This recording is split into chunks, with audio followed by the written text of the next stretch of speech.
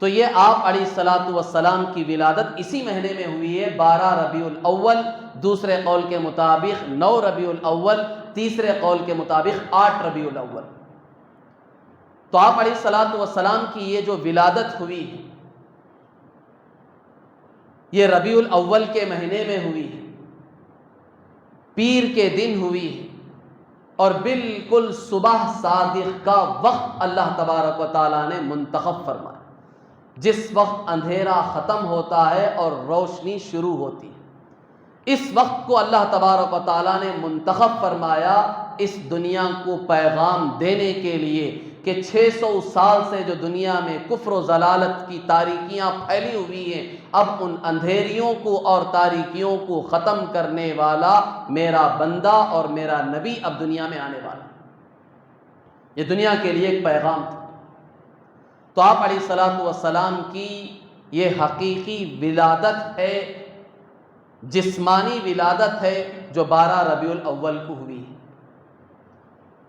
اور بعض علماء کہتے ہیں آپ علیہ الصلاۃ والسلام کی ایک دوسری ولادت ہوئی ہے، وہ آپ کی عمر جب 40 سال کی تھی، وہ آپ کی روحانی ولادت ہوئی۔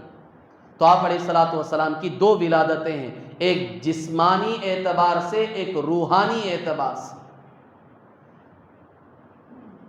اور آپ علیہ الصلاۃ والسلام کی یہ دونوں ولادتیں کامل درجے کی ولادتیں تھیں۔ اس ولادت میں آپ کا کوئی ثانی نہیں تھا۔ 12 ربیع الاول کو اس دنیا نے آپ کا جمال دیکھا ہے، آپ کا حسن دیکھا ہے، آپ کی خوبصورتی دیکھی ہے، اور 40 سال کی عمر میں جو آپ کی ولادت روحانی ہوئی ہے، اس وقت دنیا کی آنکھوں نے آپ کا کمال دیکھا ہے، آپ کی صفات دیکھی ہیں، آپ کے اخلاق دیکھے ہیں، آپ کے اوصاف دیکھے۔ تو 12 ربیع الاول کو محمد بن عبداللہ پیدا ہوئے ہیں، اور 40 سال کی عمر میں محمد الرسول اللہ کا وجود ہوا۔ تو آپ کی یہ دونوں ولادتیں ہیں، اور ایسی ولادت جس کا کوئی ثانی نہیں، جس کی کوئی مثال کائنات میں ہمیں نظر نہیں آتی یا نہیں ملتی۔ لیکن آپ علیہ الصلاۃ والسلام کی ان 2 ولادتوں میں ہم سب کے لیے اصل جو نمونہ ہے وہ آپ کی دوسری ولادت ہے، جو 40 سال کی عمر میں ہوئی، کیونکہ 40 سال کی عمر میں آپ کا کمال ظاہر ہوا۔ اس وقت نبوت کا تاج آپ کے سروں پر رکھا گیا، آپ علیہ الصلاۃ والسلام کے اخلاق اور آپ علیہ الصلاۃ والسلام کو دین اور اسلام عطا کیا گیا، اور اس کی ذمہ داری آپ کے کاندھوں پر ڈالی گئی۔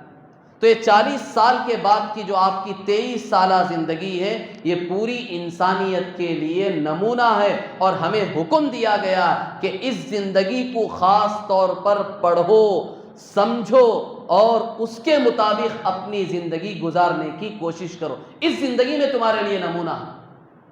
اور 12 ربیع الاول کو جو آپ کی جسمانی ولادت ہوئی ہے، بے شک یہ بھی کائنات کے لیے ایک بہت بڑا تحفہ ہے۔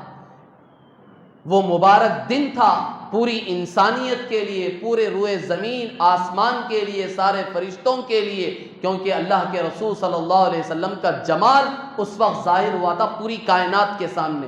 اس سے پہلے کسی نے آپ علیہ الصلوۃ والسلام کا دیدار نہیں کیا تھا، نہ انسانوں نے، نہ جنات نے، نہ چرند پرند نے، نہ خود اللہ کے فرشتوں نے۔ حتیٰ کہ مقرب جو 4 فرشتے ہیں، جبرائیل و میکائیل، عزرائیل، اسرافیل، انہوں نے بھی آپ علیہ الصلوۃ والسلام کا دیدار اس سے پہلے نہیں کیا تھا۔ تو 12 ربیع الاول کو آپ علیہ الصلوۃ والسلام کے جمال کا ظہور ہوا۔ پوری دنیا کے لیے بے شک یہ برکت کا دن تھا، لیکن اس میں امت کے لیے کوئی نمونہ نہیں ہے۔ اس کا ذکر کرنا بے شک عبادت ہے، ہم اسے عبادت سمجھتے ہیں، اپنے ایمان کا ایک حصہ سمجھتے ہیں، لیکن امت میں اس کے لیے کوئی نمونہ نہیں۔ آج ہم ولادت رسول صلی اللہ علیہ وسلم کو بڑے شوق ذوق سے سنتے ہیں، بے شک سننا بھی چاہیے، منع نہیں ہے، لیکن اصل نمونہ تو آپ علیہ الصلوۃ والسلام کی 40 سال کے بعد کی جو زندگی، اس میں نمونہ ہے ہمارا۔ لیکن چونکہ آپ علیہ الصلوۃ والسلام کی یہ ولادت بھی